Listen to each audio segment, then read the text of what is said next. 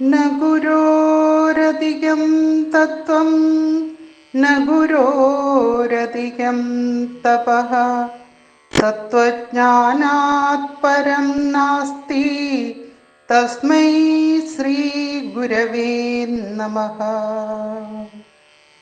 അഖണ്ഡ സച്ചിദാനന്ദ സ്വരൂപനായ ശ്രീനാരായണ ഗുരുദേവ തൃപ്പാദങ്ങളിൽ കോടി കോടി മനോമലരുകൾ അർപ്പിച്ചുകൊണ്ട് ശ്രീനാരായണ ഗുരു ഗ്രൂപ്പിൻ്റെ ഈ ക്ഷേത്രമുറ്റത്ത് നടക്കുന്ന 7ാമത് വാർഷികത്തിൽ ബഹുമാന്യനായ ഗ്രൂപ്പിൻ്റെ അധ്യക്ഷൻ ശ്രീമാൻ പ്രതീഷ് അങ്കമാലി, ആരാധ്യനായ കോർഡിനേറ്റർ ശ്രീമാൻ റജീത് തേക്കുങ്കൽ, നമ്മയൊക്കെ ഗുരുവിൻ്റെ പാതയിലേക്ക് കൈപിടിച്ച് നയിക്കുന്ന ഗ്രൂപ്പിൻ്റെ മുഖ്യ അഡ്മിൻ ശ്രീമാൻ ഉദയൻ KR മാവേലിക്കര, മറ്റ് അഡ്മിൻസ്, അതുപോലെ തന്നെ ഏറെ പ്രിയങ്കരായ ഗ്രൂപ്പ് അംഗങ്ങളെ എല്ലാവർക്കും എൻ്റെ വിനീത നമസ്കാരം.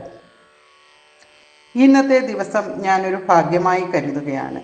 ഗുരു സ്വരൂപത്തെ അറിയാൻ ഗുരുവിൻ്റെ ദർശനത്തിലൂടെ, ദർശനമെന്നാൽ ഒരു തരത്തിൽ അനുഭവിച്ചറിയലാണ്. നമ്മൾ ഗ്രൂപ്പിൻ്റെ 7ാമത് വാർഷികത്തിൽ, അതെ 8ാം വർഷത്തിൻ്റെ പടിവാതിൽക്കൽ നിൽക്കുമ്പോൾ നാം വിചിന്തനം ചെയ്യേണ്ടുന്ന ഒരു വിഷയമാണ് ഈ ഗ്രൂപ്പിലൂടെ നാം എന്ത് സ്വായത്തമാക്കി എന്നുള്ളത്. വ്യക്തിപരമായി പറഞ്ഞാൽ ഇന്ന് ഗ്രൂപ്പിലെ ഓരോരുത്തരോടും മഹാഗുരുവിൻ്റെ മഹിമയെക്കുറിച്ച് 2 വാക്ക് ഞാൻ പറയുന്നുണ്ട് എങ്കിൽ അതിന് വേദിയൊരുക്കിയത് ഈ ഗ്രൂപ്പ് മാത്രമാണ്. ഗുരുവിൻ്റെ ദർശനത്തെ അനുഭവിച്ചറിഞ്ഞ സുഹൃതികളുടെ ആ വാക്കുകളെ അറിയുവാനും അതിലുപരി ഗുരുകൃതികളിലൂടെ ഗുരു നമുക്ക് പകർന്നു നൽകിയ സന്ദേശവും ധർമ്മവും ഒക്കെ പ്രചരിപ്പിക്കുവാനും ഒക്കെയുള്ള വേദിയാണ് സമൂഹ മാധ്യമങ്ങളായ നമ്മളുടെ ഗ്രൂപ്പ് പോലെയുള്ള ഗ്രൂപ്പുകളും ഗുരുദർശനത്തെ പ്രചരിപ്പിക്കുന്ന യൂട്യൂബ് ചാനലുകളും ഒക്കെ. ശ്രീനാരായണ ഗുരുദേവൻ്റെ സ്വരൂപത്തെ അറിയാൻ ധാരാളം മാർഗങ്ങളുണ്ട്. ഗുരു നടത്തിയിട്ടുള്ള ലോകോദ്ധാരണ പ്രവർത്തനങ്ങൾ, ഗുരുവിൻ്റെ ക്ഷേത്ര പ്രതിഷ്ഠകൾ, അവിടുത്തെ തൃക്കരങ്ങളാൽ രചിക്കപ്പെട്ടിട്ടുള്ള 64ഓളം വരുന്ന അത്ഭുത കവനങ്ങൾ അഥവാ കൃതികൾ, ശ്രീനാരായണ ധർമ്മം, ഇവയൊക്കെ ഗുരുവിൻ്റെ സ്വരൂപത്തെ അറിയുവാനുള്ള മാർഗങ്ങളാണ്.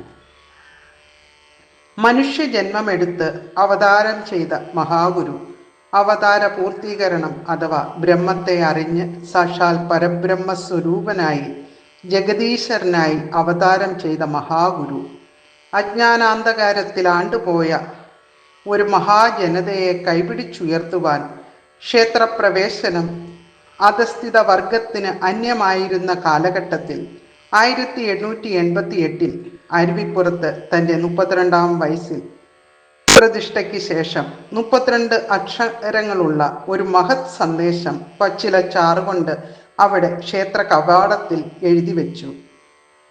ജാതിഭേദം മതദ്വേഷം ഏതുമില്ലാതെ സർവരും സോദരത്വേന വാഴുന്ന മാതൃകാസ്ഥാനമാമിത്. ആത്മസഹോദരങ്ങളെ, ഗുരുവിൻ്റെ 32ാം വയസ്സിൽ 32 അക്ഷരം കൊണ്ട് നമുക്കായി നൽകിയ സന്ദേശമാണിത്. ലോകം മുഴുവൻ ഗുരുവിനെ അറിയുന്നത് ഗുരുദർശനത്തിലൂടെയാണ്. ഗുരുദർശനമാണ് ലോക നന്മയ്ക്ക് അനിവാര്യമെന്നും നല്ലതെന്നും പറഞ്ഞു തുടങ്ങിയത് ശ്രീനാരായണ ദർശന സുഹൃതം അറിഞ്ഞു തുടങ്ങിയപ്പോൾ ആണ്. ഗുരു 100 വർഷങ്ങൾക്ക് മുമ്പ് അരുൾ ചെയ്ത പലതും ഇപ്പോഴാണ് തിരിച്ചറിഞ്ഞു തുടങ്ങിയത്. ഈ സമൂഹത്തിൻ്റെ നന്മയ്ക്ക്, രാജ്യത്തിൻ്റെ അഭിവൃദ്ധിക്കും ലോക പുരോഗതിക്കും ഗുരു കൽപ്പിച്ച അരുളുകൾ മതിയാകും. അതിൽ പ്രധാനപ്പെട്ടതാണ് തീർത്ഥാടന ലക്ഷ്യമായി നമുക്ക് പകർന്നു നൽകിയ അഷ്ടവിഷയങ്ങൾ: വിദ്യാഭ്യാസം, ശുചിത്വം, ഈശ്വരഭക്തി, സംഘടന, കൃഷി, കച്ചവടം, കൈത്തൊഴിൽ, ശാസ്ത്ര സാങ്കേതിക വിദ്യാ പരിജ്ഞാനം. ഈ അഷ്ടവിഷയങ്ങൾ സമൂഹത്തിൽ പ്രചരിപ്പിച്ച് ഗുരുവിനെ അറിഞ്ഞുകൊണ്ടാണ് സംഘടനാപരമായും സാമൂഹികമായും വിദ്യാഭ്യാസപരമായും ഒക്കെ നമ്മൾ പുരോഗതിയിലേക്ക് കടന്നു വരുന്നത്. ഗുരുദർശനമല്ലെങ്കിൽ ഗുരു സ്വരൂപത്തെ കണ്ടുകൊണ്ടാണ് ഈ സുഹൃതം നുകരുവാൻ അവസരമൊരുക്കി അന്ന് നാഗമ്പടത്ത് തേന്മാവിൻ ചുവട്ടിൽ. ഇനി ഗുരുകൃതികളിലേക്ക് വരുമ്പോൾ, ഗുരു തൻ്റെ സ്തോത്രകൃതിയായ സുബ്രഹ്മണ്യ കീർത്തനത്തിൽ 12ാമത് ശ്ലോകത്തിൽ പറഞ്ഞതുപോലെ, സ്പഷ്ടം നിലാവങ്ങു നീങ്ങി ദിനകരനുദയം ചെയ്തു ചന്ദ്രൻ മറഞ്ഞു, തട്ടിത്തട്ടിപ്പെരുക്കി പെരുവളിയതിലാക്കിയിടുവാൻ പിന്നെയാട്ടെ, കഷ്ടം ദീനം പിടിച്ചോ മധുരയതു കുടിച്ചോ കിടക്കുന്ന ലോകർക്കുത്തിഷ്ടോത്തിഷ്ട ശീഘ്രം നദിയിൽ മുഴകുവാൻ കാലമായി വന്നിതിപ്പോൾ. മരുത്വ മലയിൽ നിന്നും ഇറങ്ങി അരുവിപ്പുറത്തെ കാടുകളിലും അഗസ്ത്യാർ കൂടത്തിലും പരിസര പ്രദേശത്തിലുമൊക്കെ തപസ് അനുഷ്ഠിച്ചതിന് ശേഷം അധസ്ഥിതരായ ജനങ്ങളുടെ ഇടയിലേക്ക് ഇറങ്ങി വന്ന് നദിയിൽ മുഴുകുവാൻ കാലമായി വന്നിതിപ്പോൾ എന്ന് മനസ്സിലാക്കിയ ഭഗവാൻ അഗസ്ത്യാർ കുടത്തിൽ നിന്നും ഉത്ഭവിച്ച് നെയ്യാറിൽ പതിക്കുന്ന മനോഹരിയായ നെയ്യാറിൽ നിന്നും കിട്ടിയ ശങ്കരനെ അരുവിപ്പുറത്തെ പാറയിൽ ഒരു അഷ്ടബന്ധത്തിൻ്റെയും ബലമില്ലാതെ ഉറപ്പിച്ചുകൊണ്ടാണ് തൻ്റെ ലോകോദ്ധാരണ പ്രവർത്തനങ്ങൾ തുടങ്ങിയത്. അങ്ങനെ നോക്കുമ്പോൾ ഗുരു തുടങ്ങിയത് ശിവനിൽ നിന്നുമാണ്. ഈ ഒരു ശൈവ പ്രതിപത്തി ഗുരുവിൻ്റെ ജീവിതത്തിൽ ഉടനീളം നമുക്ക് ദർശിക്കുവാൻ കഴിയും. ഗുരുവിൻ്റെ ആദ്യ പ്രതിഷ്ഠ ശിവനാണ്. ഗുരുവിൻ്റെ ആദ്യ ശിഷ്യൻ ശിവലിംഗദാസ സ്വാമികൾ. ഗുരു പ്രതിഷ്ഠിച്ചതൊക്കെയും ശിവനെയും ശിവകുടുംബത്തെയും. എല്ലായിടത്തും ദേവതമാർക്ക് അവരവരുടേതായ രൂപഭാവങ്ങളുണ്ട്. എന്നാൽ ഒരു ശിവക്ഷേത്രത്തിൽ ചെന്നാൽ അവിടുത്തെ വിഗ്രഹം ശിവരൂപമല്ല, മറിച്ച് ശിവലിംഗാകൃതിയാണ് ഉള്ളത്. ശിവലിംഗം എന്നാൽ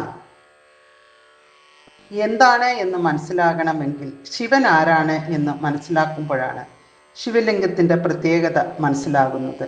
സർവദേവതകൾക്കും അതായത് പല രൂപങ്ങളിൽ നമ്മൾ ആരാധിക്കുന്ന ദേവതകൾക്കെല്ലാം അതീതനായി നിൽക്കുന്ന ദൈവം ആരാണ് എന്ന് അറിയണം. സ്വാമി തൃപ്പാദങ്ങൾ നമ്മോട് ആത്മവിലാസത്തിൽ പറയുന്നു, ദൈവം കണ്ണില്ലാതെ കാണുകയും ചെവിയില്ലാതെ കേൾക്കുകയും ത്വക്കില്ലാതെ സ്പർശിക്കുകയും മൂക്കില്ലാതെ മണക്കുകയും നാവില്ലാതെ രുചിക്കുകയും ചെയ്യുന്ന ഒരു ചിത് പുരുഷനാണ് എന്ന്. നാമരൂപ രസഗന്ധരഹിതനാണ് ഈശ്വരൻ. ആ ഈശ്വരൻ്റെ സ്വരൂപം എന്താണ്? തത് ജ്യോതിഹി, അത് പ്രകാശമാണ്. ആ പ്രകാശം എത്രമാത്രം എന്ന് ചോദിച്ചാൽ അത് 1 കോടി ദിവാകരരൊത്തുയരും പടിപാരൊടു നീരലതാദികളും കെടുമാറു എന്ന് ഗുരു നമ്മോട് പറയും. 1 കോടി സൂര്യന്മാരുടെ ഊർജത്തോടു കൂടിയ അല്ലെങ്കിൽ താപത്തോടു കൂടിയ ഒന്നാണ് ഈശ്വരൻ എന്ന് പറയുന്നത്. അതിന് ലിംഗഭേദമില്ല. അത് സ്ത്രീയല്ല, പുരുഷനുമല്ല. അതുകൊണ്ട് അതിനെ അവനെന്നോ അവളെന്നോ വിശേഷിപ്പിക്കാൻ കഴിയില്ല, മറിച്ച് അത് എന്നാണ് പറയുന്നത്. അതുകൊണ്ടാണ് ഋഷിവര്യന്മാർ തത് ജ്യോതിഹി എന്ന് വിശേഷിപ്പിച്ചത്. ഇങ്ങനെ നാമരൂപരഹിതനായ ഒന്നിനെ ആരാധിക്കുവാൻ സാധാരണ മനുഷ്യർക്ക് കഴിയില്ല.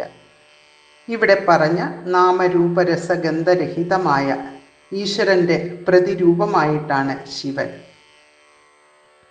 ഇനി ഈ ശിവനും ഗുരുവും തമ്മിലുള്ള ബന്ധം ഒന്ന് നമുക്ക് പരിശോധിക്കാം. അതിന് ഗുരു ആരാണ് എന്ന് പഠിക്കണം.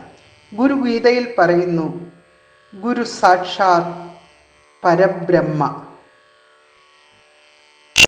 അതെ, ഗുരുർ ബ്രഹ്മ, ഗുരുർ വിഷ്ണു, ഗുരുർ ദേവോ മഹേശ്വര, ഗുരു സാക്ഷാത് പരബ്രഹ്മ. ഗുരു ആരാണ് എന്ന്? ഗുരു ബ്രഹ്മാവാണ്, വിഷ്ണുവാണ്, മഹേശ്വരനാണ്. സ്വയം പ്രകാശിക്കുകയും ഈ ലോകത്തുള്ള സകല ജീവജാലങ്ങളെയും എന്ന് വേണ്ട ഒരു അണുവിനെ പോലും ചലിപ്പിച്ചു കൊണ്ടിരിക്കുന്ന ശക്തി, അതാണ് പരബ്രഹ്മം അഥവാ ഈശ്വരൻ. അതുമല്ലെങ്കിൽ ദൈവമെന്ന് വിളിക്കുന്ന നാമരൂപരസ ഗന്ധരഹിതമായ ആ ജഗത് നിയന്താവ്. ഗുരുവിൻ്റെ സ്വരൂപം സാക്ഷാൽ പരബ്രഹ്മം തന്നെയാണ്. അല്ലെങ്കിൽ ഗുരു സാക്ഷാൽ പരബ്രഹ്മ സ്വരൂപൻ തന്നെയാണ്. അതാണ് പറയുന്നത് ഗുരുവും ശിവനും രണ്ടല്ല ഒന്നാണ് എന്ന്. ബ്രഹ്മവിദ് ബ്രഹ്മൈവ ഭവതി. ബ്രഹ്മത്തെ അറിഞ്ഞവൻ ബ്രഹ്മമായി തീരുന്നു. ഗുരു തൻ്റെ കൃതികളിലൂടെ ആത്മാനുഭൂതിയുടെ അനുഭവം വാക്കുകളിൽ കൂടി നമുക്ക് പറഞ്ഞു തന്നിട്ടുണ്ട്. സദാശിവ ദർശനത്തിലൂടെ തൻ്റെ അനുഭൂതി നമുക്ക് പകർന്നു തന്നിട്ടുണ്ട്. അങ്ങനെ തൻ്റെ സ്വരൂപം എന്താണ് എന്ന് തന്നെയാണ് തൻ്റെ കൃതികളിൽ ഉടനീളം ഗുരു പറഞ്ഞു തന്നിട്ടുള്ളത്. ഗുരു സാക്ഷാത് പരബ്രഹ്മ നമുക്ക് ഗുരു കാട്ടിത്തന്ന ഈ പാതയിലൂടെ, അതെ, ആ ഭഗവാൻ കാട്ടിത്തന്ന ആ നേരായ പാതയിലൂടെ സഞ്ചരിക്കാം. അതിനുള്ള ആഹ്വാനമാകട്ടെ എൻ്റെ വാക്കുകൾ എന്ന് പറഞ്ഞുകൊണ്ട് എൻ്റെ ഈ വാക്കുകൾ ഇവിടെ ഉപസംഹരിക്കുന്നു. ഗുരുവോം.